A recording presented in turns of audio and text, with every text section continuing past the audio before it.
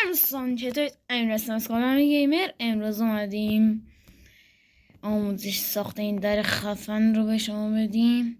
اینجوری به این رو دکمه باز میشه و اگه به این رو دکمه بسته میشه باشه. قبل اینکه بریم سراغ ویدیو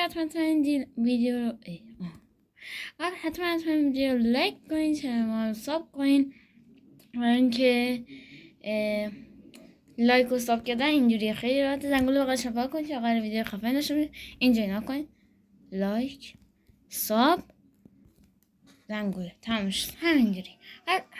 و اینکه به معطلی بریم سراغ ویدیو. خب دوستان، وسایلی که لازم برای این ساخت این در خیلی خفن اینه. ببینید این هستش. بلاک دلخواه. من این خاک باید، این خاک لازم نیست بهتون گفته باشم.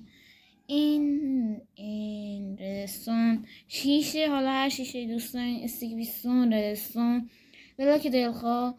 ترجیح میدم من که هر بلاک دلخواهتون با این اسمش چیه؟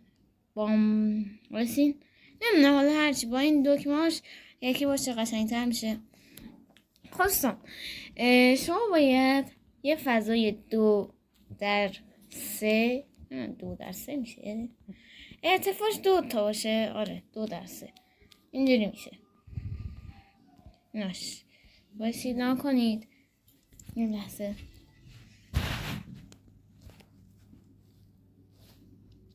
من اینو برای این برداشتم. اینجوری بزنم. ببینید 2x3 یه 6 تایی میشه. بعد شما باید یه طرف و دو طرف، البته اینجاها رو اینجوری برید، 2 تا بکنید، سومی یکیشو بکنید. این برام همینطور اینا رو بذاریم. خب یه این شکلی در من از بالا نشون میده، ایناش این شکلی در میاد. بعد شما باید تمام اینجاها رو ردستون داست بذارید، اینجا و اینجا به جز این دو بلاک. اینجا باید یه ردستون توش بچسبونید به کفش، یه نم این طرف. بعد شما باید روی اینو بپیشونید، حالا هرچی اینجوری بذارید بلاک. و این برام همینطور. و اینجا باید استیک بیستوناتون رو بذارید که اولش روشن میشه و این یکی نه. این برام همینطور یه نمبر. ببینید اینا روشن نمیشن، درسته؟ باز نمیشن. پس یه دونه ردستون میذاری رو اون بلاک پشتش، یه دونه این ور. الان میبینید درست شد. بعد چون باید اینجا شیشه بذارید، حالا هر نوع شیشه‌ای که دوست دارید. من اون ور شیشه‌های سفید رو برداشتم، این ور عادی بیرنگ. و اینجا 2 تا دکمه میذارید. نه شما میرید از این ور باز، تموم شد.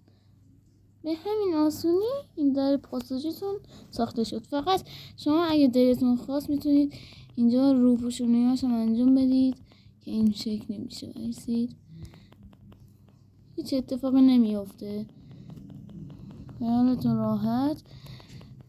اینها نمیذاریم این و این. اینجوری من درست میکنم.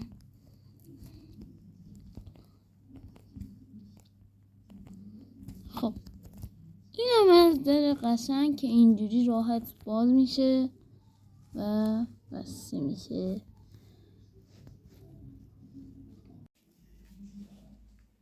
خب دوستان، امیدوارم که از این ویدیو خوشتون اومده باشه. حتما ویدیو لایک کنین، چنل ما رو سابسکرایب کنین. از این ویدیو خفن خیلی قرار داشته باشیم.